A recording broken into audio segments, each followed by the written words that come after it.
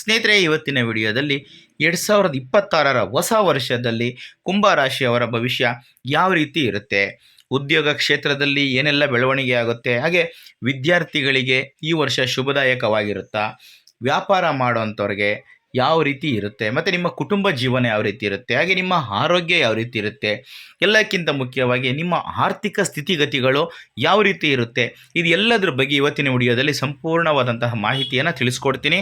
ಹಾಗಾಗಿ ಈ ವಿಡಿಯೋನ ಎಲ್ಲೂ ಸ್ಕಿಪ್ ಮಾಡದೆ ಕೊನೆವರೆಗೂ ನೋಡಿ. ಹಾಗೆ ನೀವೇನಾದರೂ ನಮ್ಮ ಚಾನಲ್ಗೆ ಹೊಸಬರಾಗಿದ್ದರೆ ದಯವಿಟ್ಟು ಈ ಕೂಡಲೇ ಸಬ್ಸ್ಕ್ರೈಬ್ ಮಾಡ್ಕೊಳ್ಳಿ. ಸ್ನೇಹಿತರೆ, 2026ರ ರಾಶಿ ಫಲದ ಪ್ರಕಾರ ಕುಂಭ ರಾಶಿಯವರಿಗೆ ಈ ಹೊಸ ವರ್ಷವು ಆತ್ಮಾವಲೋಕನದ ಹೊಸ ಆರಂಭವಾಗಿರುತ್ತೆ.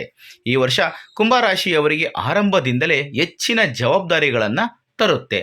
ಜನವರಿ 1ರಿಂದಲೇ ಈ 2026ರ ವರ್ಷ ಪೂರ್ತಿ ಶನಿ ನಿಮ್ಮ 2ನೇ ಮನೆಯಲ್ಲಿ ಇರುತ್ತಾನೆ. ಆದ್ದರಿಂದ ನೀವು ಆರ್ಥಿಕ ವಿಷಯಗಳಲ್ಲಿ ಸಂಯಮವನ್ನು ಕಾಯ್ದುಕೊಳ್ಳಬೇಕು. ಇನ್ನು ಕುಟುಂಬ ಜೀವನದಲ್ಲಿ ಕೆಲವೊಂದಷ್ಟು ಗೊಂದಲಗಳು ಮತ್ತು ತೊಂದರೆಗಳು ಸಹ ಬರುತ್ತವೆ. ಜುಲೈ 27ರಿಂದ ಶನಿಯ ಹಿಮ್ಮುಖ ಚಲನೆಯಿಂದಾಗಿ ಆಗಸ್ಟ್, ಸೆಪ್ಟೆಂಬರ್, ಅಕ್ಟೋಬರ್ ಮತ್ತು ನವೆಂಬರ್ ತಿಂಗಳುಗಳಲ್ಲಿ ಆರ್ಥಿಕ ಒತ್ತಡಗಳು ಹೆಚ್ಚಾಗುತ್ತವೆ ಮತ್ತು ಕುಟುಂಬದ ಜವಾಬ್ದಾರಿಗಳು ಮತ್ತು ಮಾನಸಿಕ ಒತ್ತಡ ಕೂಡ ಹೆಚ್ಚಾಗುತ್ತೆ. ಈ ಅವಧಿಯಲ್ಲಿ ನಿರ್ಧಾರಗಳಲ್ಲಿ ವಿಳಂಬವಾಗುವ ಸಾಧ್ಯತೆ ಇದೆ. ಆದರೆ ಇದು ನಿಮ್ಮ ಸ್ವಯಂ ನಿಯಂತ್ರಣ ಮತ್ತು ತಾಳ್ಮೆಯನ್ನು ಸಹ ಪರೀಕ್ಷೆ ಮಾಡುತ್ತದೆ. ಡಿಸೆಂಬರ್ 11ರಿಂದ ಶನಿಯ ನೇರ ಚಲನೆಯೊಂದಿಗೆ ವರ್ಷದ ಅಂತಿಮ ಹಂತದಲ್ಲಿ ಸ್ಥಿರತೆ ಮರಳುತ್ತದೆ ಮತ್ತು ಸ್ಥಗಿತಗೊಂಡ ಯೋಜನೆಗಳು ಕ್ರಮೇಣ ವೇಗವನ್ನು ಪಡೆದುಕೊಳ್ಳುತ್ತವೆ. ಇನ್ನು ವರ್ಷದ ಬಹುಪಾಲು ಮತ್ತು ಈ ರಾಹು ಮತ್ತು ಕೇತುವಿನ ಪ್ರಭಾವ ನಿಮ್ಮ ವ್ಯಕ್ತಿತ್ವ ಮತ್ತು ಸಂಬಂಧಗಳ ಮೇಲೆ ಕೇಂದ್ರೀಕರಿಸುತ್ತದೆ. ಜನವರಿ 2026ರಿಂದ ನವೆಂಬರ್ 2026ರವರೆಗೆ ರಾಹು ಮೊದಲನೇ ಮನೆಯಲ್ಲಿ ಅಂದರೆ ಲಗ್ನದ ಮನೆಯಲ್ಲಿ ಮತ್ತು ಕೇತು 7ನೇ ಮನೆಯಲ್ಲಿ ಇರ್ತಾರೆ. ಇದರಿಂದಾಗಿ ನಿಮ್ಮ ನಿರ್ಧಾರ ತೆಗೆದುಕೊಳ್ಳುವಿಕೆ ಮತ್ತು ಸಂಬಂಧಗಳಲ್ಲಿನ ಸಮತೋಲನವನ್ನು ಕಾಯ್ದುಕೊಳ್ಳುವುದು ತುಂಬ ಮುಖ್ಯ. ಇದು ನಿಮ್ಮ ಮಾನಸಿಕ ಒತ್ತಡವನ್ನು ಕಡಿಮೆ ಮಾಡುತ್ತದೆ ಮತ್ತು ನಿಮ್ಮ ಪ್ರಾಯೋಗಿಕ ದೃಷ್ಟಿಕೋನವನ್ನು ಬಲಪಡಿಸುತ್ತದೆ. ಸ್ನೇಹಿತರೆ, ಈಗ ನಾವು ಆರ್ಥಿಕ ಪರಿಸ್ಥಿತಿ ಯಾವ ರೀತಿ ಇರುತ್ತೆ ಅನ್ನೋದ್ರ ಬಗ್ಗೆ ನೋಡೋಣ. ಈ ಕುಂಭ ರಾಶಿಯವರಿಗೆ 2026ರ ಹೊಸ ವರ್ಷದಲ್ಲಿ ಆರ್ಥಿಕ ವಿಷಯಗಳಲ್ಲಿ ಸಂಯಮ ಮತ್ತು ದೀರ್ಘಕಾಲೀನ ಯೋಜನೆಯನ್ನು ಸೂಚಿಸುತ್ತೆ. ವರ್ಷವಿಡೀ 2ನೇ ಮನೆಯಲ್ಲಿನ ಶನಿಯ ಸಂಚಾರವು ಆದಾಯ ಮತ್ತು ವೆಚ್ಚದಲ್ಲಿ ಸಮತೋಲನವನ್ನು ಪ್ರೇರೇಪಿಸುತ್ತೆ ಮತ್ತು ಉಳಿತಾಯದ ಮೇಲೆ ಕೇಂದ್ರೀಕರಿಸುತ್ತೆ. ವರ್ಷದ ಆರಂಭದಲ್ಲಿ ಆರ್ಥಿಕ ಪರಿಸ್ಥಿತಿಗಳು ಸ್ಥಿರವಾಗಿರುತ್ತವೆ, ಆದರೆ ವೆಚ್ಚಗಳನ್ನು ನಿಯಂತ್ರಿಸುವುದು ಅಗತ್ಯವಾಗಿರುತ್ತದೆ. ಜನವರಿ 1ರಿಂದ ಜೂನ್ 2ರವರೆಗೆ ಗುರು 5ನೇ ಮನೆಯಲ್ಲಿರುವುದರಿಂದ ಹೂಡಿಕೆಗಳು, ಶಿಕ್ಷಣ ಅಥವಾ ಸೃಜನಶೀಲ ಕೆಲಸಕ್ಕೆ ಸಂಬಂಧಿಸಿದ ವೆಚ್ಚಗಳು ಮತ್ತು ಲಾಭಗಳು ಎರಡೂ ಕೂಡ ಸಾಧ್ಯ. ಜೂನ್ 2ರ ನಂತರ 6ನೇ ಮನೆಗೆ ಗುರುವಿನ ಪ್ರವೇಶವು ನಿಯಮಿತ ವೆಚ್ಚಗಳನ್ನು ಹೆಚ್ಚಿಸುವ ಸಾಧ್ಯತೆ ಇದೆ. ಇದು ಬಜೆಟನ್ನು ನಿರ್ವಹಣೆ ಮಾಡೋದಕ್ಕೆ ನಿರ್ಣಾಯಕವಾಗಿಸುತ್ತೆ. ಜುಲೈ 27ರಿಂದ ಶನಿಯ ಹಿಮ್ಮುಖ ಚಲನೆಯು ಅಥವಾ ಹಿಮ್ಮೆಟ್ಟುವ ಚಲನೆಯು ಆಗಸ್ಟ್ ಮತ್ತು ನವೆಂಬರ್ ತಿಂಗಳುಗಳ ನಡುವೆ ಹಣಕಾಸಿನ ಅಡೆತಡೆಗಳು ಅಥವಾ ವಿಳಂಬ ಪಾವತಿಗಳಿಗೆ ಕಾರಣವಾಗಬಹುದು. ವರ್ಷದ ಕೊನೆಯಲ್ಲಿ ಡಿಸೆಂಬರ್ 11ರ ನಂತರ ಶನಿಯ ನೇರ ಚಲನೆಯು ಆರ್ಥಿಕ ಸ್ಥಿರತೆಯನ್ನು ಮರಳಿ ತರುತ್ತದೆ ಮತ್ತು ಪರಿಸ್ಥಿತಿಗಳು ಸುಧಾರಿಸುತ್ತವೆ. ಇನ್ನು ನಿಮ್ಮ ವೃತ್ತಿ ಜೀವನ. ಕುಂಭರಾಶಿಯವರಿಗೆ ಈ ವರ್ಷ ವೃತ್ತಿ ಕ್ಷೇತ್ರದಲ್ಲಿ ಜವಾಬ್ದಾರಿ, ಸ್ಪರ್ಧೆ ಮತ್ತು ಕ್ರಮೇಣ ಪ್ರಗತಿಯ ವರ್ಷವಾಗಿರುತ್ತೆ. ವರ್ಷದ ಆರಂಭದಲ್ಲಿ ಅಂದರೆ ಜನವರಿ 1ರಿಂದ ಜೂನ್ 2ರವರೆಗೆ ಗುರು 5ನೇ ಮನೆಯಲ್ಲಿದ್ದು ಹೊಸ ಆಲೋಚನೆಗಳು, ಸೃಜನಶೀಲ ಯೋಜನೆಗಳು ಮತ್ತು ರಾಜಕೀಯ ಚಿಂತನೆಯನ್ನು ಪ್ರೋತ್ಸಾಹಿಸುತ್ತಾನೆ. ಈ ಸಮಯವು ಹೊಸ ಯೋಜನೆಗಳನ್ನು ರೂಪಿಸಲು, ಕೌಶಲ್ಯಗಳನ್ನು ಅಭಿವೃದ್ಧಿಪಡಿಸಲು ಮತ್ತು ಭವಿಷ್ಯದ ಹಾದಿಯನ್ನು ರೂಪಿಸಲು ಅನುಕೂಲಕರವಾಗುತ್ತದೆ.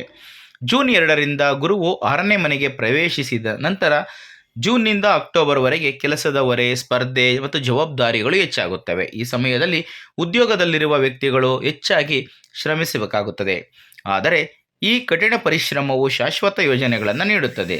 ಈ ಹಂತದಲ್ಲಿ ಉದ್ಯಮಿಗಳು ಅಪಾಯಗಳನ್ನು ತಪ್ಪಿಸಬೇಕು ಮತ್ತು ಯೋಜಿತ ರೀತಿಯಲ್ಲಿ ಮುಂದುವರಿಯಬೇಕು. ವರ್ಷವಿಡೀ 2ನೇ ಮನೆಯಲ್ಲಿ ಶನಿಯ ಉಪಸ್ಥಿತಿಯು ಆದಾಯ ಮತ್ತು ವೃತ್ತಿ ಎರಡರಲ್ಲೂ ಕೂಡ ಶಿಸ್ತನ್ನು ಬಯಸುತ್ತದೆ. ಜುಲೈ 27ರಿಂದ ಶನಿಯ ಹಿಮ್ಮೆಟ್ಟುವ ಚಲನೆಯು ಕೆಲಸದಲ್ಲಿ ವಿಳಂಬ, ನಿರ್ಧಾರಗಳ ಮರುಪರಿಶೀಲನೆ ಮತ್ತು ಆಗಸ್ಟ್ನಿಂದ ನವೆಂಬರ್ನ ಮಧ್ಯ 4 ತಿಂಗಳ ಗ್ಯಾಪ್ನಲ್ಲಿ ಹೆಚ್ಚುವರಿ ಕಠಿಣ ಪರಿಶ್ರಮಕ್ಕೆ ಕಾರಣವಾಗುತ್ತದೆ. ಡಿಸೆಂಬರ್ 11ರ ನಂತರ ಶನಿಯ ನೇರ ಚಲನೆಯು ವರ್ಷದ ಕೊನೆಯಲ್ಲಿ ವೃತ್ತಿಗೆ ಸಂಬಂಧಿಸಿದ ವಿಷಯಗಳಿಗೆ ಸ್ಪಷ್ಟತೆ ಮತ್ತು ಸ್ಥಿರತೆಯನ್ನು ತರುತ್ತದೆ. ಇನ್ನು ವೈವಾಹಿಕ ಜೀವನ. 2026ರ ಹೊಸ ವರ್ಷವು ನಿಮ್ಮ ವಿವಾಹ ಜೀವನಕ್ಕೆ ತುಂಬ ವಿಶೇಷವಾಗಿರುತ್ತದೆ. ಇದು ನಿಮ್ಮ ವಿವಾಹ ಜೀವನಕ್ಕೆ ಸ್ವಲ್ಪ ಸವಾಲಿನಿಂದ ಕೂಡಿರುವ ಸಾಧ್ಯತೆ ಇದೆ. ಈ ಸಮಯದಲ್ಲಿ ನಿಮ್ಮ ವೈವಾಹಿಕ ಜೀವನದಲ್ಲಿ ಕೆಲವು ರೀತಿಯ ಸಮಸ್ಯೆಗಳು ಬರಬಹುದು. ಅಂತಹ ಪರಿಸ್ಥಿತಿಯಲ್ಲಿ ನೀವು ಭಯಪಡಬೇಡಿ ಮತ್ತು ಆ ಸವಾಲುಗಳನ್ನು ದೃಢವಾಗಿ ಎದುರಿಸಿ. ಈ ಸಮಯದಲ್ಲಿ ನಿಮ್ಮ ವೈವಾಹಿಕ ಜೀವನದಲ್ಲಿ ನೀವು ಅತೃಪ್ತಿಯನ್ನು ಅನುಭವಿಸಬಹುದು. ನಿಮ್ಮ ಸಂಗಾತಿಯ ಸ್ವಭಾವದಲ್ಲಿನ ಬದಲಾವಣೆಯಿಂದಾಗಿ ನೀವು ಸ್ವಲ್ಪ ನಿರಾಶೆಗೊಳ್ಳಬಹುದು. ನಿಮ್ಮ ಭಾವನೆಗಳನ್ನು ಬಿಟ್ಟು ನಿಮ್ಮ ಸಂಗಾತಿಯ ಭಾವನೆಗಳನ್ನು ಅರ್ಥ ಮಾಡಿಕೊಳ್ಳಿ. ಅವರೊಂದಿಗೆ ಸಮಯವನ್ನು ಕಳೆಯಿರಿ. ಪ್ರತಿಯೊಂದು ಪರಿಸ್ಥಿತಿಯಲ್ಲೂ ನೀವು ಅವರೊಂದಿಗೆ ಬೆನ್ನೆಲುಬಾಗಿ ನಿಲ್ಲಬೇಕು. ಅಂತಹ ಪರಿಸ್ಥಿತಿಯಲ್ಲಿ ಜೀವನ ಸಂಗಾತಿಯು ನಿಮ್ಮ ಭಾವನೆಗಳನ್ನು ಅರ್ಥ ಮಾಡಿಕೊಳ್ಳುತ್ತಾರೆ. ಇದರಿಂದಾಗಿ ಇಬ್ಬರ ನಡುವೆ ಸಾಮರಸ್ಯ ಗೋಚರಿಸುತ್ತದೆ. ಇನ್ನು ಪ್ರೇಮ ಜೀವನ. ಕುಂಭರಾಶಿಯವರು ಈ ವರ್ಷ ಪ್ರೀತಿ ಮತ್ತು ಕುಟುಂಬ ಸಂಬಂಧಗಳ ವಿಷಯಕ್ಕೆ ಬಂದಾಗ ಆತ್ಮಾವಲೋಕನ ಮತ್ತು ಪ್ರಬುದ್ಧ ನಿರ್ಧಾರಗಳನ್ನು ಮಾಡಬೇಕು. ಜನವರಿಯಿಂದ ನವೆಂಬರ್ವರೆಗೆ ರಾಹು ಲಗ್ನದಲ್ಲಿ ಮತ್ತು ಕೇತು 7ನೇ ಮನೆಯಲ್ಲಿ ಇರುವುದರಿಂದ ಸಂಬಂಧಗಳು ಕೆಲವೊಮ್ಮೆ ಗೊಂದಲ, ಅಸಮತೋಲನ ಮತ್ತು ನಿರೀಕ್ಷೆಗಳನ್ನು ಎದುರಿಸುವ ಸಾಧ್ಯತೆ ಇದೆ. ಆದ್ದರಿಂದ ಸಂಯಮ ಮತ್ತು ಸ್ಪಷ್ಟ ಸಂವಹನ ಅತ್ಯಗತ್ಯ. ವರ್ಷದ ಉತ್ತರಾರ್ಧದಲ್ಲಿ ಅಕ್ಟೋಬರ್ 31ರಿಂದ ಗುರು 7ನೇ ಮನೆಗೆ ಪ್ರವೇಶವನ್ನು ಮಾಡ್ತಾನೆ. ಇದು ನವೆಂಬರ್ ಮತ್ತು ಡಿಸೆಂಬರ್ನಲ್ಲಿ ಸುಧಾರಿತ ಸಂಬಂಧಗಳು, ಹೆಚ್ಚಿದ ತಿಳುವಳಿಕೆ ಮತ್ತು ಸಹಕಾರಕ್ಕೆ ಕಾರಣವಾಗುತ್ತೆ.